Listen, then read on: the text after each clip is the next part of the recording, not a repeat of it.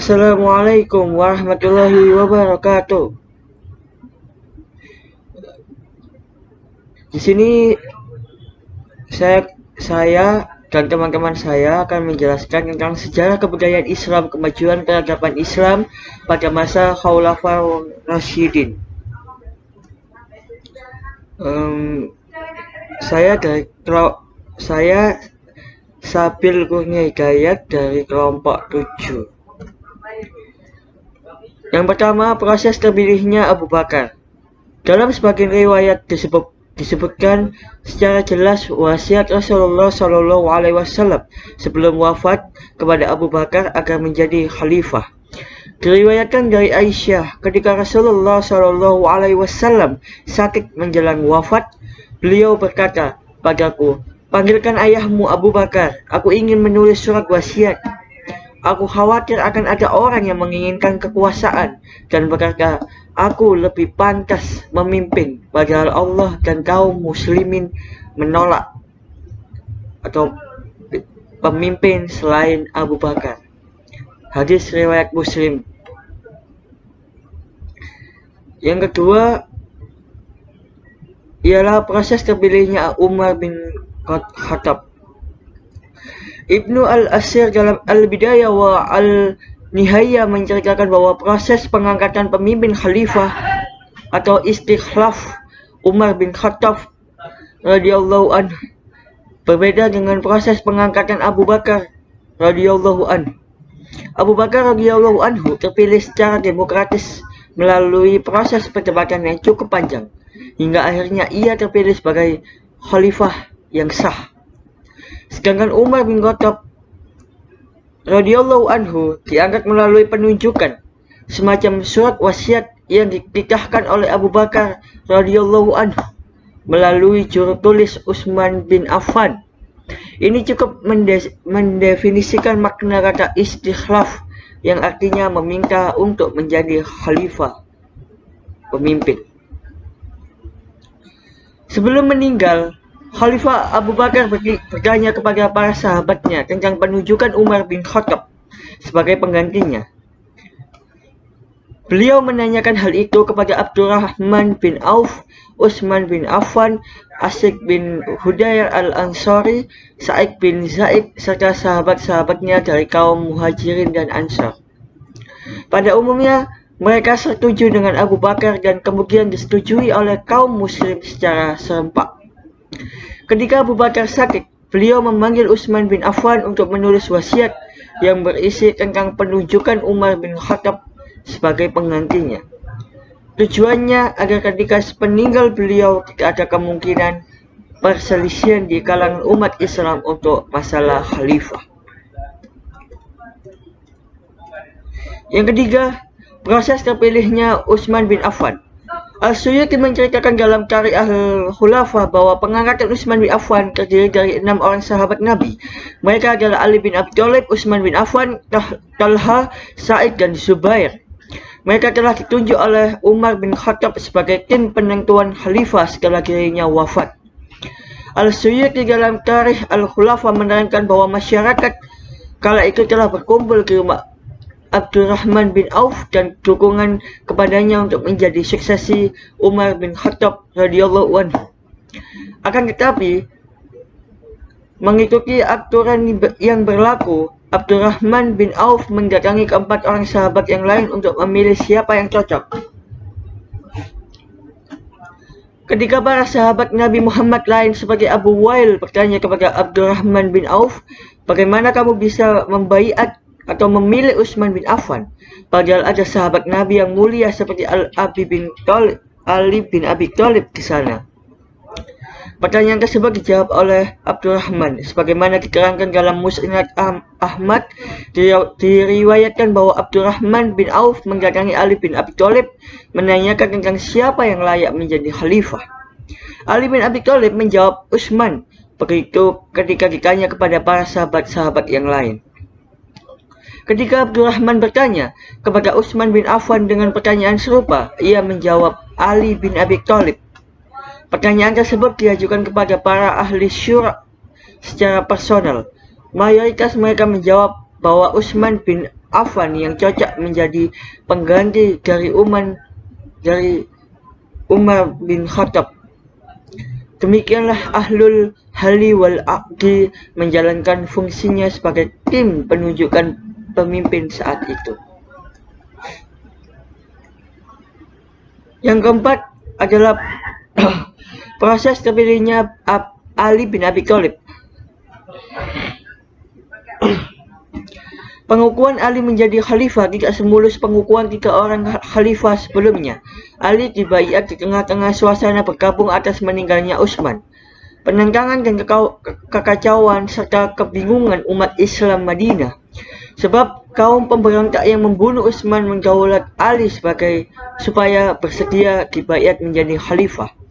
Setelah Utsman terbunuh, kaum pemberontak mendatangi para sahabat senior satu persatu yang ada di kota Madinah, seperti Ali bin Abi Thalib, Talha, Zubair, Sa'ad bin Abi Waqqas, dan Abdullah bin Umar bin Khattab agar menjadi khalifah, namun mereka menolak.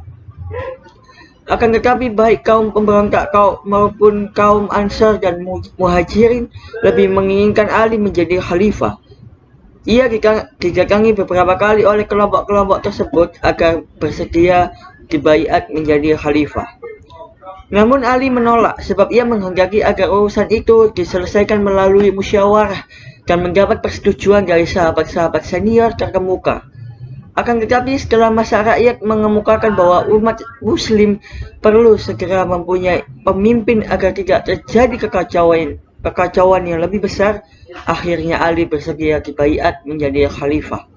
Ia dibaiat oleh mayoritas rakyat dari Muhajirin dan Ansar ketika para tokoh sahabat seperti Talha dan Zubair, tetapi ada beberapa orang sahabat senior seperti Abdullah bin Umar bin Khattab, Muhammad bin Maslamah, Sa'ad bin Abi Waqqas, Hasan bin Sabit, dan Abdullah bin Salam yang waktu itu berada di Madinah tidak mau ikut membaiat Ali.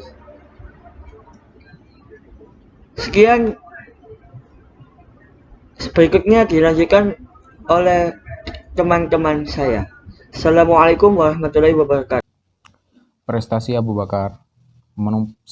Menumpas orang-orang yang mengaku sebagai nabi palsu atau nabi palsu. Itu antara lain adalah Musailamah al-Khazab dan Tuhailah Aswad al-Ansi. 2. Memerangi suku-suku yang tidak membayar zakat, karena perjanjian mereka membayar zakat hanya kepada Nabi Muhammad SAW, sehingga setelah wafat mereka merasa bebas untuk tidak membayar zakat.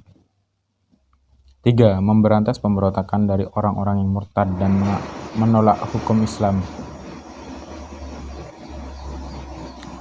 Menguasai Zaid bin Sabit untuk menyusun Mushaf Al-Quran atas usul Umar bin Khattab. Alasan penyusun tersebut adalah: A. Penghafal Al-Quran banyak yang meninggal dalam beberapa pertempuran. B.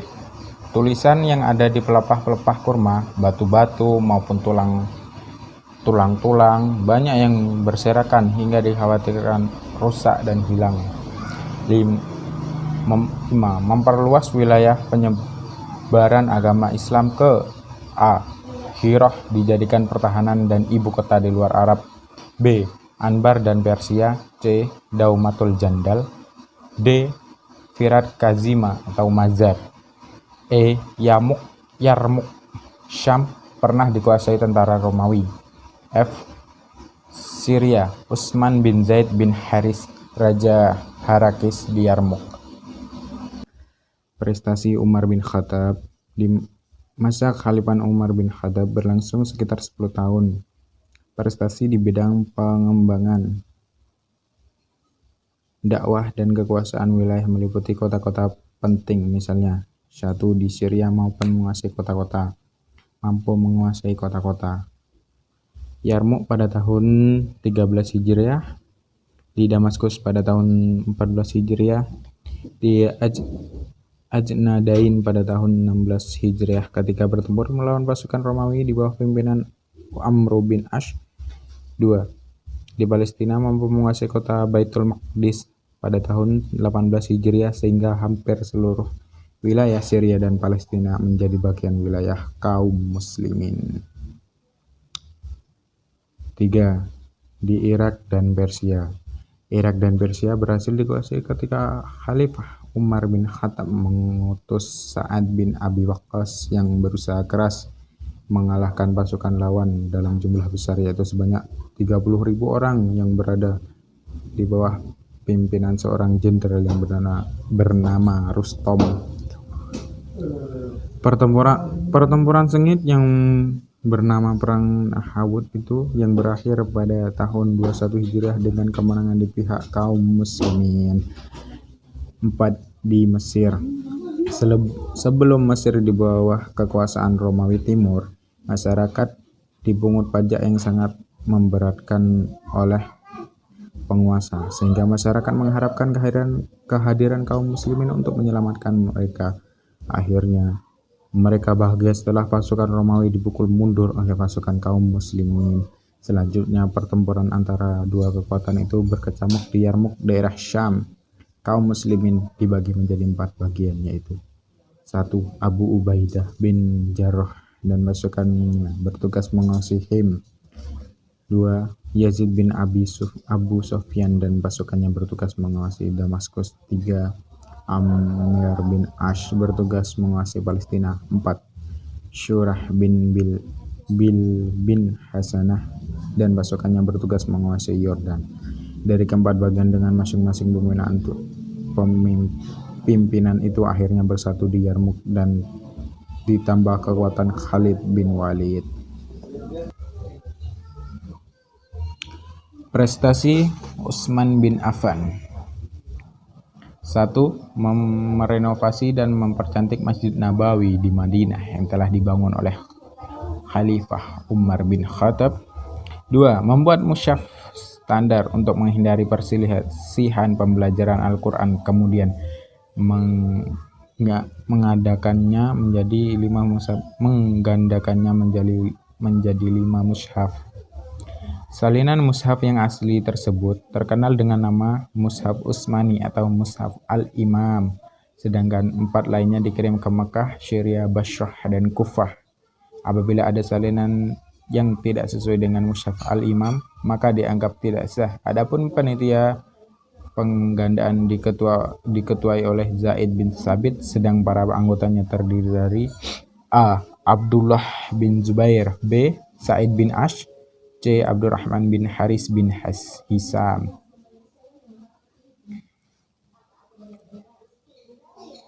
Alasan ditiadakan penulisan dan penggandakan mushaf Al-Quran adalah A. Banyak penghafal Al-Quran atau kufat gugur dalam berbagai pertempuran. B. Semakin sulit memantau pembelajaran Al-Quran karena kekuasaan Islam sangat luas, sehingga masing-masing daerah memerlukan dasar hukum Al-Quran agar menyamakan dialek dalam Al-Quran. C. Agar ada acuan yang jelas bagi para qadri di seluruh wilayah kekuasaan Islam apabila hendak mencocokkan bacaan Al-Quran. Jadi, tidak harus pergi ke Madinah sebagai pusat pemerintahan kebudayaan Islam. 3. Membentuk angkatan laut yang kuat atas usul Muawiyah bin Abu Sufyan yang menjabat gubernur di Damaskus untuk menjaga keamanan wilayah kekuasaan Islam dari ronggongan pasukan musuh, terutama dari pasukan Romawi yang masih berkeinginan menguasai Iskandariah. Prestasi Ali bin Abi Thalib.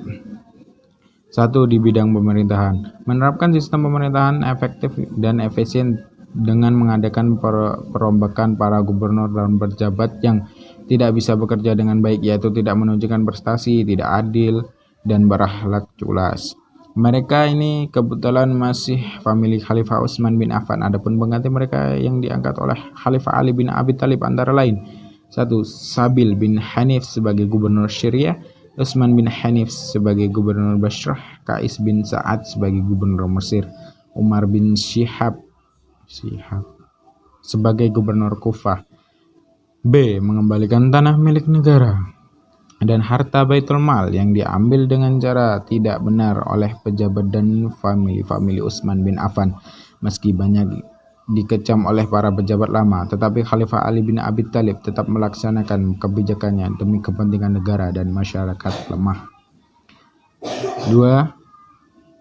Bidang politik militer. Ketika masih muda, Ali bin Abi Thalib terkenal cerdas dan gagah berani. Kemampuan lain setelah menginjak dewasa, Ali adalah orang yang ahli dalam strategi perang, penasihat yang bijaksana, penegak hukum yang adil, berbudi luhur kepada kawan maupun lawan. Kebaikan Ali itu justru menjadi titik lemah beliau. Ketika perang Siffin, Muawiyah mengajak damai dengan memberi syarat menempatkan Al-Quran di ujung tombak, tetapi Ali menolak ajakan damai karena menganggap ajakan itu adalah kelicikan Muawiyah, dan di pihak beliau mendapat desakan dari para sahabat-sahabat sehingga tawaran damai tersebut diterima. Padahal Ali tahu Muawiyah hanya menerapkan tipu muslihat. 3. Bidang ilmu bahasa. Daerah kekuasaan Islam ketika Khalifah Ali bin Abi Thalib, pemerintah sudah menambah sampai ke Eufrat, Tigris dan mencapai daratan Indus atau India. Hal itu menyebabkan masyarakat dari luar Jazirah Arab banyak yang memeluk agama Islam. Konsekuensi dari perkembangan itu adalah adanya kesalahan fatal dalam memperdalam Al-Quran dan hadis. Mencermati hal itu, Khalifah Ali bin Abi Thalib menunjuk Abul Aswad al-Duali untuk menyusun kaidah atau pokok-pokok ilmu nahwi, qaidah nahwiyah, sehingga kaum muslimin yang berasal dari luar Arab dapat membaca dan memahami dan memperdalam Al-Quran dan hadis. 4. Bidang pembangunan. Khalifah Ali bin Abi Thalib membangun kota Kufah yang rencananya akan dijadikan pusat pemerintahan oleh Muawiyah bin Abu Sufyan. Dengan demikian, beliau selalu dekat dengan orang yang selalu menantangnya. Dengan dibangunnya kota di Kufah, beliau mudah kota Syriah yang merupakan sentral kekuasaan Muawiyah. Kota Kufah dibangun untuk mengembangkan ilmu pengetahuan. Kufah dijadikan sebagai pusat pembangunan ilmu nahwi. Assalamualaikum warahmatullahi wabarakatuh. Nama saya Harun Putri Rahmawati. Saya akan menjelaskan tentang kepemimpinan Abu Bakar.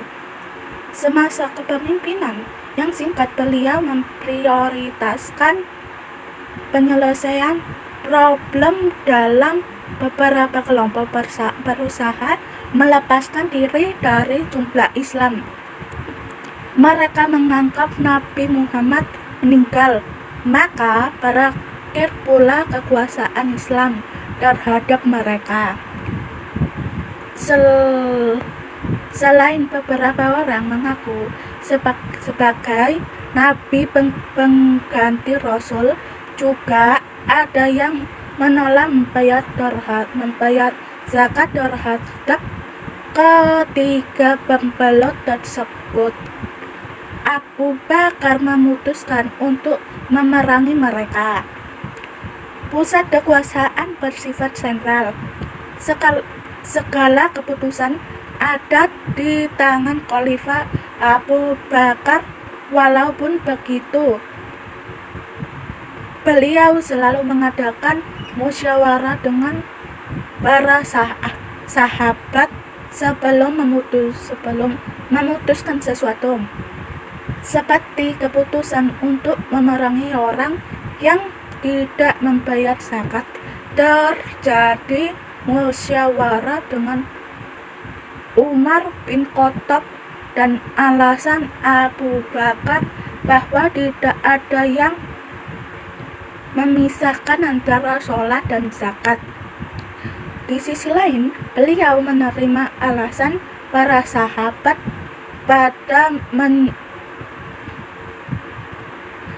masalah penulisan Al-Quran.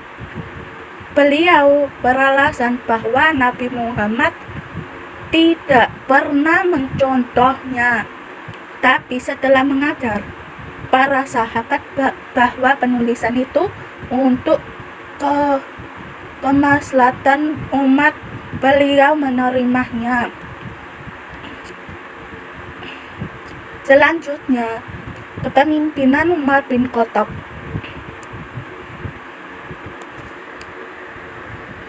Pada masa Khalifah Umar bin Khattab, beliau memproklamirkan Amirul Mukminin. Beliau memprioritaskan peluasan Islam. Peluasan Islam mencapai sepertiga dunia Islami. Islam bisa tersebar sampai ke daratan Eropa. Ketegasan dan busana membawa Islam menjadi kekuatan yang diperhitung. Posisi Islam menyamai kekuatan besar, yaitu Romawi dan Persia. Umar bin Khattab menerapkan Islam administrasi pemerintah yang diopsi dan Persia. Administrasi pemerintahan mengatur 8 wilayah provinsi, yaitu Makkah, Madinah, Jazirah, Basra, Kufah, Palestina, dan Mesir. Beberapa departemen didirikan untuk mengatur gaji dan pajak tanah, sehingga berdiri Bait al-Mal. Dalam merapikan sistem administrasi, beliau menerapkan kalender Hijriyah penanggal berdasarkan Hijriyah Nabi Muhammad ke Madinah, dan bulan Muharram sebagai awal bulan kalender Hijriyah. Selanjutnya, kepemimpinan Utsman bin Affan. Model kepemimpinan Umar bin Khattab dilanjutkan oleh Utsman bin Affan. Beliau mengembang Islam ke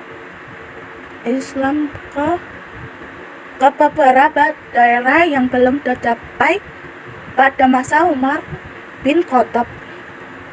Perbedaan karakter Utsman dengan Umar bin Khattab menimbulkan model kepemimpinan yang berbeda. Karakter Utsman yang lembut berbeda dengan karakter Umar yang tegas dan keras. Hal ini menimbulkan kecewaan umat Islam. Di samping itu, Utsman bin Affan diangkat usia 70 tahun, sehingga beliau memimpin umat Islam sedikit lemah.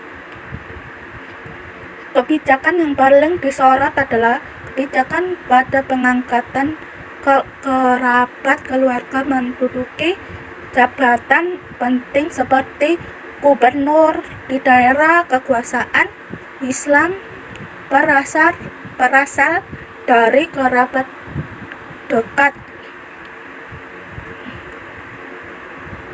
Selain perluasan Islam, Utsman memperhatikan pembangunan dalam kota seperti membangun bendungan, mencegah banjir, jalan-jalan, jembatan, masjid, dan perluasan Masjid Nabawi.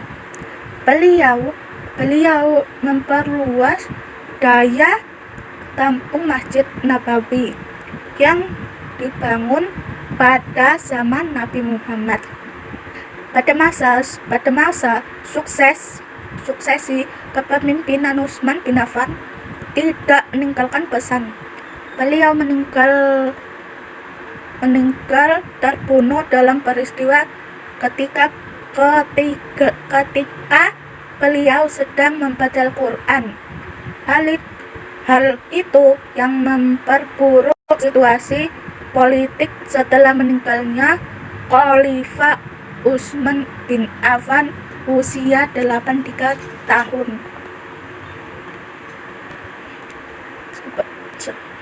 Selanjutnya, kepemimpinan Ali bin Abi Thalib.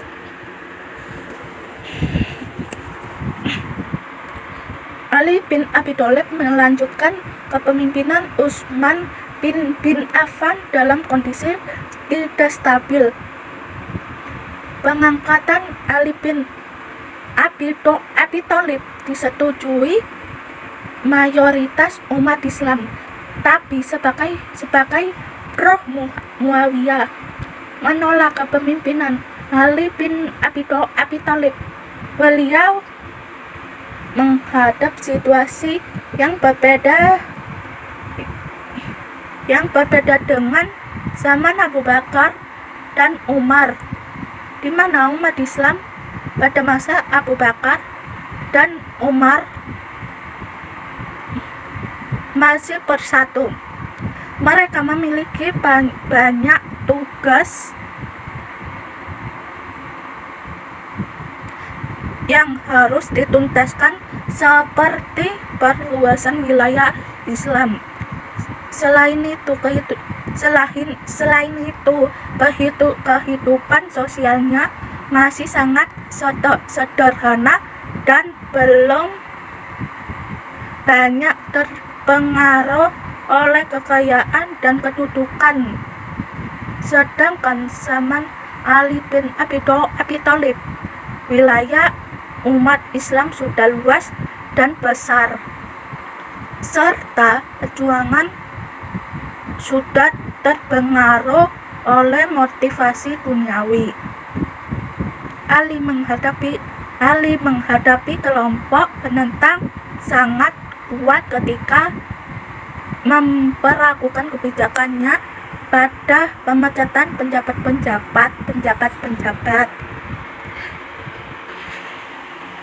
Hal ini yang dianggap penyebab munculnya pemberontakan. Beliau menghadapi juga pemberontakan dari Zubair dan Aisyah karena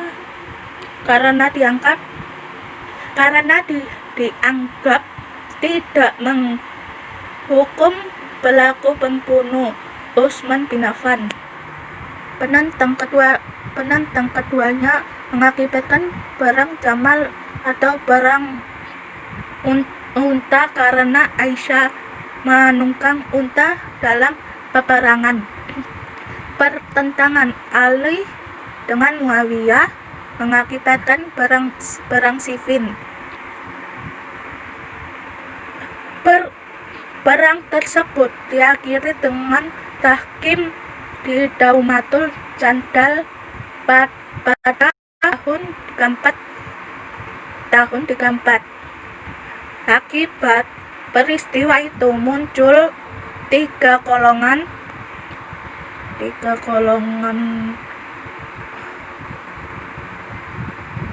di kalangan umat Islam, yaitu Khawarij, Mu'tazzilah, dan Syiah. Ketiganya golongan yang sangat kuat dan mewarnai perkembangan pemikiran dalam Islam. Perselisihan itulah yang menjadi awal berakhirnya permintaan Islam di bawah Khulafaur Rasyidin. Meskipun memilih kelemahan para ahli secara menyatakan bahwa pemerintahan Islam masa Khulafaur Rasyidin merupakan masa pemerintahan Islam yang paling mendekati masa pemerintahan Rasulullah. Sekian dari presentasi kami. Bila ada salah kata mohon dimaafkan. Assalamualaikum warahmatullahi wabarakatuh.